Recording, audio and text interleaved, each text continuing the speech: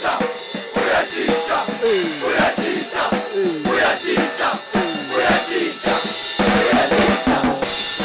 2, Post and Pairs. We on again, joined by Nyasha and Kisset. Guys, how are you feeling? Yeah, good. We're joined today by Menga. Good to have him around. Pretty good. You know, started off well. It's a pleasure to sit with you guys and join the hottest show in town, I guess, Love it. So yeah, today let's start with the under-20s. Let's look at the game against Uruguay. Tough. Obviously, we expected a little bit more from our lads, but yeah, it wasn't to be. What are your thoughts on that one? Yeah, it wasn't to be, but I think the key things we always knew before the guys left that we're going to be found wanting at set pieces. The lineouts weren't going as planned, especially even more so on defense when we're trying to defend the lineout. I know stepping away from lineouts can be a strategy, but it can't be throughout the game. You see it at multiple levels with teams that we need to come up with something a bit more solid there. But as well, I think in attack. Yeah, but also that, Nyasha, so obviously just to interject, sorry. If you speak of lineouts, you speak of set pieces, that's face ball. That's where the ball originates, right? So we allowed Uruguay to keep on having that momentum and front football. Then becomes really difficult to defend that because they were just getting this, A-class ball, and they were able to sort of punish us with that. So just going on what you just said, it's then key to find ways, and I think that's not only an under-20 issue. That's the Zimbabwe schoolboy, even at national team level issue. I go back to the game against the Goshawks against the Pumas. I'm not sure. I could be wrong. But they conceded a lot of more tries, I think 4 or 5 in that game. So it's not only an under-20 issue. We need to try starve teams off that face-to-face possession. I think that's a good point, Ricky, in terms of how Uruguay utilized their first phase ball. But also when they didn't have the ball, they put so much pressure on the breakdown so that the ball that Brendan Marume got was just not clean enough, whether it was the service from a new halfback, Shadi, but it was just not clean enough. And then he would end up then having to throw also, bad passes, and obviously bad begets bad, so it ends up just being crappy. And then they were lateral as well. They don't Alex a few times tried to punch it as that is his game, try to punch it in straight, but that was just one of the main problems there. Yeah, and Kisset, you speak about attack, and that's what this team is renowned for, right? They ride the ball. They've scored some really good tries in the last 2 years.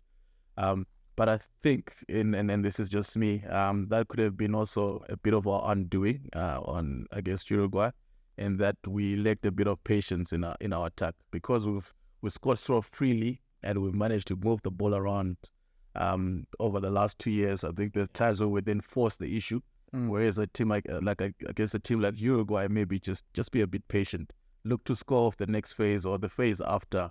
Not always on that phase, or when you make a line break, you're looking to score. So that lack of patience, got us coughing up a bit of possession there. Yeah, I think that's right. I think there were 2-3 times that we could have then scored if when we broke the line, got tackled, just reset, then catch the team offside and attack again, and eventually we're going to catch them outnumbered in defense and eventually score. But we then throw that miraculous ball and it knocks on or something, and then, And I know you guys have accused me of hyperbole when I say that I think we had the most talented group at the tournament. Yes. And I still believe that. It's just that obviously I think going forward we need to be able to give our boys this much games at this level, also the same intensity, like frequently, right? So that they do not find it out at such big events, at big dances. But looking forward to the next game. What you got? And I just bring us some, man. And obviously, I think I'm going to get shaved about this. But going back to St. George's versus PE this weekend, and I'm just obviously piggybacking off your point, Kisset, about matches at a certain level. and obviously St. George's managed to get one over PE. Yeah. And I would say, much of that came from the fact that PE hasn't played as many games as St. John's at that intensity and at that level. And you could see as the game went on in the sort of the final, quarter of the game that, St. George's almost had a bit more legs and, a bit more composure just because they'd been at that level a few more times than PE. Yeah, that's true. I mean, Nyasha, what do you think might be looking forward to the next games? Like, what do they need to do a little differently to, you're a resident analyst, so what do you think? I think, when we're in attack, what's happening is that our decoy runners, they are not looking like they're going to get the ball. So then they defeats the purpose of being a decoy runner. Right? So they need to genuinely look like they're going to get the ball so that defender sticks and is fixed, which allows us to play it back and deep and then attack wide. So what's then happening, or which happened against Uruguay, their defense just shifted because they could see that those decoy runners had no intentions of getting the ball. Right? And they were just, so it needs to look at that, right? Yeah. But I think from what you're saying about playing games at that level, you then see it with the team selection changing often. It's that I think the coaching staff are realizing certain aspects about the players as the tournament is going, and they're making those changes. Trying Doroid Hooker worked off while he was playing here, but I think going at this high level, it didn't work out. So you see for the USA game, he's back at flank.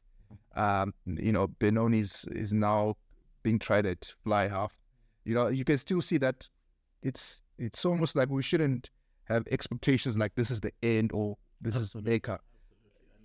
It's still developing players and developing talent to say, this is almost like the beginning. We still need to figure out who plays best where. Absolutely. And you have to give credit to Sean and his technical team. Yeah. For the work that they've done thus far. And like you said, we can't see this as the end. I think we're still in a very good space in terms of where our under-20 rugby is at the moment. It's still the most exciting group, still the most exciting team in the country.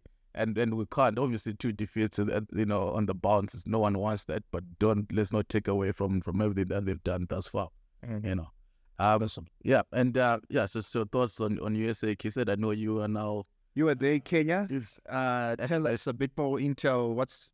And he's an adopted son of the USA. So now, firstly, where are your allegiances? Zimbabwe versus USA. Where do you love? Well, the USA guys, Colton, Darren, and those guys were asking me the same question last week, and I'm 70-30, right? 70 obviously to Zimbabwe. So and obviously 30% USA has become home. USA has been good to me. Yeah. I contribute a lot there. So obviously, and I know the coaching staff and know some of the players. So there's definitely a desire for them to do well, but obviously not against Zimbabwe. Not to do too well. Yeah. I want them to have a really good game. Yeah. But going back to that, they have some really solid players. They have a kid out of Hartbury College. They wing number 14. He was playing. Special player. He's playing, he's a freshman at Hartbury College and has already experienced some first-team games. Anyone who knows Hartbury College rugby knows that it's hard to crack that first-team team. And especially as a fresher, specials. And he's already had a few games under his belt for the first team. So watch out for him. Be interesting, him and Sigauke. Yeah, it's Gauke's special as well, So it'll be. I'm just expecting a good game, but obviously, hopefully, Sean and these boys get the first W.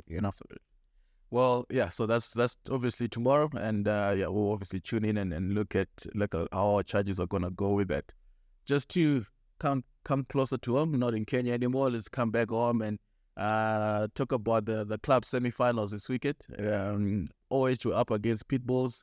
And then obviously the old fours went at each other again, Sports Club versus OGs. So I gotta say, Ricky, before you go on, I gotta give a big shout out to Paramount Clubs for coming in, supporting our club system, which has been in disarray. Finally, we get some semblance of organization, And that's not due to a lack of expertise in our rugby community. It's just resources. They've come in and we're willing to resource our club game. You know, there's some nice graphics going up every week. Yeah. You can see the news is filtering. You can see what's happening. So big shout out to Paramount Garments. Please continue to support our rugby. Absolutely. Yeah. And then just on that, and then we're just gonna touch on it quickly. OGs came on top, and then OH came on top. I just want to zone in just for maybe 30 seconds to a minute. Just talk about OH and how they've sort of rose through. I've watched it for you, man. Pete Bernardi. Pete Bernardi. What a lad. What a lad. No, What a lad. Pete Bernardi. No. Definitely Pete Bernardi has had a huge impact. Yeah. Not just him. I think he's coming with a... Yeah, I know Kevin, exceptional scrubbing coach. He's an hour, man. What do you expect? Yeah. What? Excellence, man.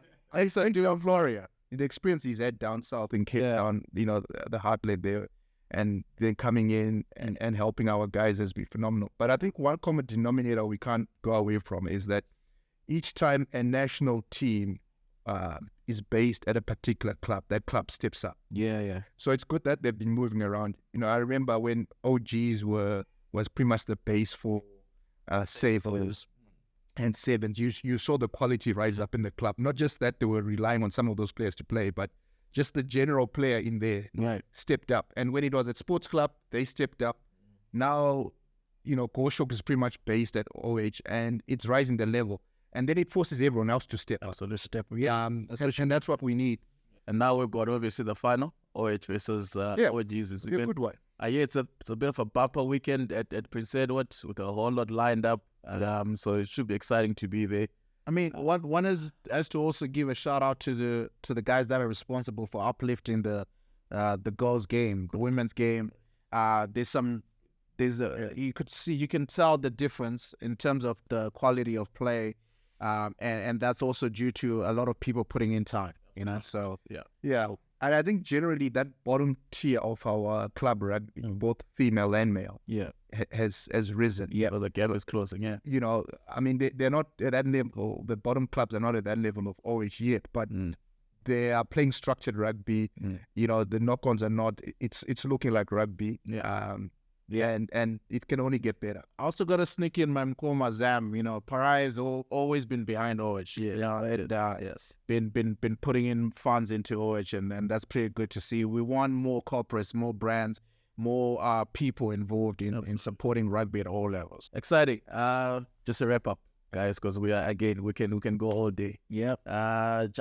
Just a touch. We can, but we won't. Rodney won't allow. Yeah, you won't. Just to touch on the schoolboy weekend. There's a few, appetite. Previous one or this one coming. Okay. So you got St. John's. Why don't you want to talk about the last one, man? I had your little hand. I think it was a good one. It was a good one. So that went well. Okay. Like I said, in the sake of time. Yeah. So St. George's. He said, the man is up. The man is up. Prince Edward Lomagandi, Peter House Falcon. Always, those are the headliners. There's many more. Those are the headliners. Yeah. Thoughts? I think, it'll be a good game between Falcon and Peterhouse. Yeah. But I think, St. George's and Falcon were the two teams. Or Falcon beat Peterhouse before away. And St. George's got close within 4 points. If it wasn't for the misconversions, I think it would have been an upset. Yeah. But I think the key thing I've seen from those two teams, how they've managed to get close to Peterhouse or beat them, has been that they don't kick to the back three. Shama Jackson, Aguta Kona, and Shamu, the fullback, those guys kill. So you saw it versus St. John's that each time St. John's kicked, that's how they were loving it, because it takes at least two defenders to stop those guys, and they love running at you. So I think. So are you giving tips to Derek here? So Derek, don't kick the ball. All right. No, I don't think he listens to our show. They're out there. I guess don't kick it to those guys. They'll kill you. And on defense, if you just keep chipping away, those pick and goes, you find teams gain meters on Peterhouse on that. And then obviously on Weaver, big one. The clash of the colleges, the Saints. Not quite sure they're angelic or any sense there, but good rugby played. St. John's Unfortunately, lost at home. But they'll be looking to bounce back against a spirited Dragon side that just had a really good victory against Prince Edward. So, I mean that too. But W is a W. Yeah, But I mean, to be fair, Sean has missed quite a number. He committed under 20 because he wasn't at Falcon and they beat Falcon. He wasn't at a couple of fixtures. Same with Alan. He's been committed to Zimana 20 predominantly. Yeah. But it was I think it's good for the game that the games are competitive. Sure.